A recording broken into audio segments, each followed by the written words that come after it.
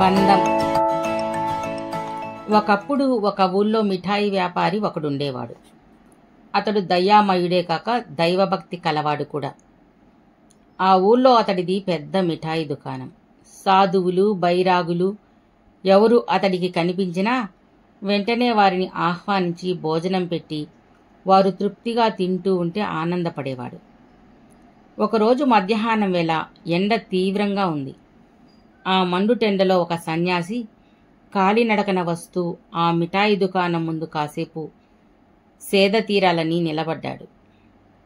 దాహం వేస్తుండటం వల్ల కాసిన్ని మంచినీళ్లు ఇవ్వమని ఆ వ్యాపారిని అడిగాడు. ఆ వ్యాపారి వెంటనే మధురమైన మిఠాయిలను, చల్లని పానీయాన్ని ఆ సాధువుకు ఇచ్చాడు.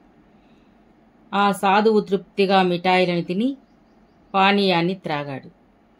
ఆ తరువాత వ్యాపారి సాధువుతో, స్వామి, తమకేదైనా సహాయం అవసరమైతే సంకోచించకుండా అడగండి, నాకు చేతనైన సాయం చేస్తాను అని చెప్పాడు. అప్పుడు ఆ సాధువు, నాయనా, ఈ వస్త్రాన్ని చూడు, అనేక చోట్ల చిరిగి ఉండటం వల్ల రాత్రుళ్ళు దోమల బాధతో నిద్ర పట్టటం లేదు. నువ్వు ఈ వస్త్రాన్ని బాగు చేయించి ఇస్తే నాకది చాలు నాయనా అన్నాడు. ఆ వ్యాపారి ఆ వస్త్రాన్ని తీసుకుని మహాభక్తితో దాన్ని బాగు చేయించి సాధువుకు ఇచ్చాడు. సాధువు ఆ రోజు రాత్రికి ప్రశాంతముగా నిద్రపోయాడు. మర్నాడు సాధువు మిఠాయి వ్యాపారి వద్దకు వెళ్ళి, నాయనా, నీ సహాయం వల్ల దోమల బాధ తప్పి ప్రశాంతంగా నిద్రపోయాను.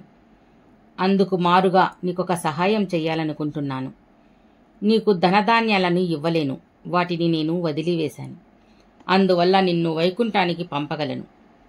యోగులు, సిద్ధులు, జ్ఞానులు మొదలైన వారు కఠోర తపస్సులు చేసి వైకుంఠం చేరుతారు. అలాంటి పరమ గమ్యం వైపు, వైకుంఠానికి నిన్ను నా తపోబలంతో నిన్ను తీసుకుని వెళతాను. నీకు జనన మరణ చక్రం నుండి విముక్తి కలుగుతుంది, వస్తావా అని అడిగాడు. ఆ మాటలను శ్రద్ధగా విని ఆ వ్యాపారి ఇలా అన్నాడు, స్వామి, నాపై మీరు చూపిస్తున్న ఈ అపారమైన ప్రేమకు సర్వదా కృతజ్ఞుడిని. ఎంతో కఠోర దీక్ష తపస్సు వల్ల వచ్చే వైకుంఠ ప్రాప్తినే నాకు కలిగిస్తానని అంటున్నారు. కానీ ఈ అవకాశాన్ని నేను ఉపయోగించుకోలేకపోతున్నాను. దురదృష్టాన్ని ఏమని చెప్పను. స్వామి, నాకు 2 కుమారులు ఉన్నారు. వారు చిన్నవారు. వారి జీవితాలకు ఒక దారి చూపించడం నా బాధ్యత కదా. అందుచేత మీరు అన్యదా భావించక 8 సంవత్సరముల తరువాత వచ్చి నన్ను పిలిస్తే నేను మీతో పాటు వైకుంఠ యాత్ర రావడానికి సిద్ధంగా ఉంటాను. ఇటువంటి మహద్భాగ్యాన్ని ప్రసాదించిన తమకు ధన్యవాదాలు అని చెప్పాడు. తదనంతరం సాధువు సెలవు తీసుకుని తన దారిని తాను వెళ్ళిపోయాడు. కాలచక్రం గిర్రున 8 సంవత్సరములు తిరిగిపోయాయి. సాధువు వ్యాపారి వద్దకు తిరిగి వచ్చాడు. వ్యాపారితో, నాయనా, నువ్వు కోరినట్లు 8 సంవత్సరం తరువాత వచ్చాను. నాతో ఇప్పుడు వైకుంఠానికి బయలుదేరు అన్నాడు. ఆ మాటలు విని ఆ వ్యాపారి తటపటాయిస్తూ, స్వామి, నా పట్ల మీకెంత దయ. నన్ను వైకుంఠానికి తీసుకువెళ్ళటానికి వచ్చారు. కానీ నేను మీకు చెప్పిన మాట ప్రకారం ఇప్పుడు రాలేకపోతున్నాను. నా కుమారులిద్దరూ చెడు మార్గంలో పడి తాగుబోతులు, జూదరులు అయిపోయారు. కావున ఆస్తిపాస్తులను, వారి బాగోగులను కాపాడవలసిన అవసరం ఉంది. అంతా చక్కపెట్టవలసిన అవసరం ఏర్పడింది. మరోలా అనుకోక తమరు మరొక 8 సంవత్సరముల తరువాత వస్తే నేను మీతో బయలుదేరటానికి తయారుగా ఉంటాను అని అన్నాడు. సాధువుకు వ్యాపారి పట్ల సానుభూతి కలిగింది. ఈ వ్యాపారి మంచివాడే, కానీ భగవంతుడిపై భక్తిని పెంచుకోలేదు. దానికి బదులు పుత్ర వ్యామోహంలో చిక్కుకుని పరిమితి లేని బాధలకు గురి అవుతున్నాడు. ఇలాంటి వాడిని బంధవిముక్తిని చేయటం ఎలా అని ఆలోచనలో పడ్డాడు. తరువాత ఆ వ్యాపారితో, నాయనా, నువ్వు చెప్పినట్లు మరొక 8 ఏళ్ల తరువాత తిరిగి వస్తాను అంటూ వెళ్ళిపోయాడు. అలా 8 ఏళ్లు గడిచాయి. చేసిన వాగ్దానం మేరకు సన్యాసి తిరిగి వ్యాపారిని కలుసుకోవడానికి వచ్చాడు. కానీ సన్యాసికి అక్కడ మిఠాయి దుకాణం, వ్యాపారి ఇల్లు కనిపించలేదు. అక్కడ ఒక పాడుబడిన ఇల్లు మాత్రం కనిపించింది. ఆ ఇంట్లో వ్యాపారి పెద్ద కొడుకు నామమాత్రంగా చిన్న దుకాణం నడిపిస్తూ ఉన్నాడు. అక్కడ దారిద్ర్యం తాండవించటం సాధువుకు కనిపించింది. సాధువు దుకాణంలో ఉన్న పెద్ద కుమారుడి వద్దకు వెళ్ళి వ్యాపారి గురించి అడిగాడు. అప్పుడు ఆ వ్యాపారి పెద్ద కొడుకు సాధువుతో, స్వామీజీ, మా తండ్రి మమ్మల్ని నానా కష్టాలు పాల్చేసి వెళ్ళిపోయాడు. ఏదో ఈ చిన్న దుకాణంతో బతుకుతున్నాను. అదిగో నా తమ్ముడు అక్కడ ఉన్న జానెడు పొలాన్ని సాగు చేసుకుంటూ కాలం గడుపుతున్నాడు. అంతా ప్రశాంతంగా విన్న సాధువు తన తపోబలముతో జరిగిన విషయాలన్నీ తెలుసుకోగలిగాడు. మరణించిన ఆ వ్యాపారి పుత్రుల మీద వ్యామోహంతో ఆ ఇంట్లోనే పొలాన్ని దున్నే ఎద్దుగా జన్మించాడు. ఈ విషయం తెలుసుకున్న సాధువు రెండవ కుమారుడు దున్నుతున్న పొలం వద్దకు వెళ్ళాడు. రెండవ కుమారుడు మధ్యాహ్న భోజనానికి వెళ్ళినప్పుడు సాధువు ఆ ఎద్దు వద్దకు వెళ్ళి కమండలంలోని నీటిని మంత్రించి ఎద్దుపై చల్లగానే ఎద్దుకు పూర్వజన్మ గుర్తుకు వచ్చింది. అప్పుడు సాధువు, నాయనా, నీకు చెప్పినట్లు వైకుంఠానికి తీసుకువెళ్ళడానికి వచ్చాను. నువ్వు ఇప్పుడు సిద్ధమేనా అని అడిగాడు.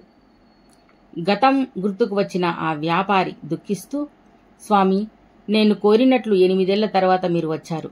చాలా సంతోషం. కానీ నా దురదృష్టం ఏమని చెప్పను. నా కుమారుల దీనస్థితి మీరు చూశారు కదా. ఇలా కొనసాగితే 2 ఏళ్లలో వీళ్ళు ఆకలి బాధతో అలమటించి చావాల్సిందే. కనుక నా పట్ల దయ ఉంచి కొన్ని సంవత్సరముల తరువాత వచ్చి నాకు విముక్తి ప్రసాదించండి అని అడిగాడు. అలా ఎద్దు రూపంలో ఉన్న వ్యాపారి మాటలు విని సాధువుకు ఆ వ్యాపారిపై చాలా జాలి కలిగింది. బంధాల నుండి బయటపడలేక అంధకారంలో చిక్కుకున్న ఆ జీవుడికి ఎలాగైనా విముక్తి కలిగించాలని ఆ సాధువు కొన్ని సంవత్సరముల తర్వాత తప్పక వస్తానని చెప్పి వెళ్ళిపోయాడు. కాలగమనంలో మరికొన్ని సంవత్సరములు గడిచిపోయాయి. సాధువుకు వృద్ధాప్యం వచ్చింది. కానీ తన వాగ్దానం ఎలాగైనా నెరవేర్చాలని దృఢ నిశ్చయంతో మళ్లీ ఆ వ్యాపారి ఇంటికి వచ్చాడు. ఆ ఇంటి ముందు ఆకలితో అలమటిస్తున్న కుక్క కూర్చుని ఉంది. సాధువును చూడగానే ఆ కుక్క మొరగడం ప్రారంభించింది. అది విన్న వ్యాపారి కొడుకు బయటకు వచ్చి సాధువుని చూశాడు. సాధువు అతనితో, పొలం దున్నుతున్న ఎద్దు ఎక్కడా అని అడిగాడు. దానికి, స్వామీజీ, ఆ ఎద్దు 1 ఏడాది క్రితమే చనిపోయింది. అది ఎంతో సహాయం చేసేది. తక్కువ ఆహారం తిని ఎక్కువ పని చేసేది. అటువంటి ఎద్దు మాకిక దొరకదు అన్నాడు. అప్పుడు సాధువుకి తనను చూసి మొరిగిన ఆ శునకమే మరణించిన వ్యాపారి అని, ఎద్దుగా చనిపోయాక పుత్రుల మీద మమకారంతో కుక్కగా జన్మించి వారి ఆస్తిని ఎవరూ తీసుకోకుండా కావలి కాస్తుంది అని తన తపశ్శక్తితో తెలుసుకున్నాడు. తన తపశ్శక్తితో మంత్రించిన జలం చల్లి కుక్కకు పూర్వజన్మ గుర్తుకు వచ్చేలా చేశాడు. అప్పుడు ఆ శునకం, స్వామి, నా కొడుకులకు దయనీయ పరిస్థితిని చూస్తూనే ఉన్నావు కదా. ఇంతటి కష్టంలో వారిని వదిలి ఎలా రాగలను? తప్పుగా అనుకోకపోతే మరికొద్ది రోజుల తర్వాత వచ్చారంటే తమతో వచ్చేస్తాను అని అన్నాడు. అప్పుడు సాధువు, ఆహా, ఏమి విచిత్రం! మహామాయక్రమి జీవుడు సంసార బంధంలో చిక్కి శల్యమై బాధలకు గురవుతున్నాడు. ఇంతకాలం గడిచినా భార్యాపుత్రుల బంధాలను వదులుకోలేక ముక్తిని గురించి ఆలోచించటం లేదు అనుకుని ఆ వ్యాపారిపై సాధువు హృదయం అవ్యాజ కరుణతో ద్రవించిపోయింది. మళ్లీ కొంతకాలం గడిచాక ఆ సాధువు వ్యాపారి ఇంటికి తిరిగి వెళ్ళాడు. సాధువును చూడగానే వ్యాపారి కొడుకులిద్దరికీ చాలా కోపం వచ్చింది. ఈ సాధువు వచ్చి వెళ్లిన ప్రతిసారి మనం మరింత దరిద్రులుగా మారుతున్నాం. ఈ సాధువు దురదృష్టాన్ని వెంటబెట్టుకుని వస్తున్నాడేమో అనుకుని ఆ సాధువును దుర్భషలాడారు. వారి మాటలన్నీ శాంతముగా విన్న సాధువు, నాయనలారా, మీకు కావలసినది ధనమే కదా. మీ తండ్రి రోజూ నిద్రించే చోట తవ్వి చూడండి. 1 బిందె నిండుగా బంగారు నాణాలు మీకు దొరుకుతాయి. వెంటనే అన్నదమ్ములిద్దరూ గుణపాలు పుచ్చుకుని సాధువు చెప్పిన స్థలంలో త్రవ్వసాగారు. కొద్దిసేపు తవ్విన తరువాత ఆ గోతిలో నుంచి ఒక పాము బుసకొడుతూ బయటకు వచ్చింది. త్రవ్వటం ఆపి వెనకకు వచ్చి సాధువు వద్దకు కోపంగా వెళ్లారు. అది చూసి సాధువు, నేను సత్యం చెబుతున్నాను. అదిగో, బాగా గోతిలోకి చూడండి. ఆ పాము క్రింద లంకెబిందెలు కొద్దిగా కనిపిస్తూ ఉన్నాయి.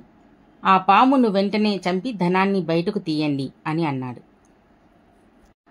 వ్యాపారి కొడుకులిద్దరూ తవ్విన చోట బాగా చూశారు. అక్కడ ఏదో మెరుస్తూ కనిపించింది. వెంటనే వాళ్ళు గుణపాలతో పాముని చంపి పడేసి ధనాన్ని బయటకు తీశారు. సాధువు చెప్పినట్లు బంగారు నాణ్యాలు లభించాయి. అన్నదమ్ములిద్దరికీ పట్టరాని ఆనందం కలిగింది. సాధువు మాత్రం చనిపోయిన సర్పం వద్దకు వెళ్లి దానిమీద మంత్రజలం చల్లాడు. ఎద్దుగా సునకంగా పుత్రుల మీద వ్యామోహంతో పునర్జన్మలెత్తి వారి ఇంట్లోనే సేవలు చేసి ఇప్పుడు సర్పంగా పుట్టి నిధిని కాపాడుతూ ఉంటే కన్నబిడ్డలే నిర్దాక్షిణ్యంగా కొట్టి చంపడం వల్ల, సాధువు అనుగ్రహం వల్ల అతన్ని ఆవరించిన మాయామోహాలు విడిపోయాయి. చివరకు సాధువుతో వైకుంఠానికి వెళ్లడానికి పరమ సంతోషంగా వ్యాపారి ఒప్పుకున్నాడు. కాబట్టి మనం తామరాకు మీద నీటిబొట్టులా సంసార బంధంలో చిక్కుకోకుండా జాగ్రత్తగా మసులుకోవాలి. శ్రీ రామకృష్ణ పరమహంస శిష్యుడైన శ్రీ రామకృష్ణానంద స్వామి ఈ కథను రచించారు.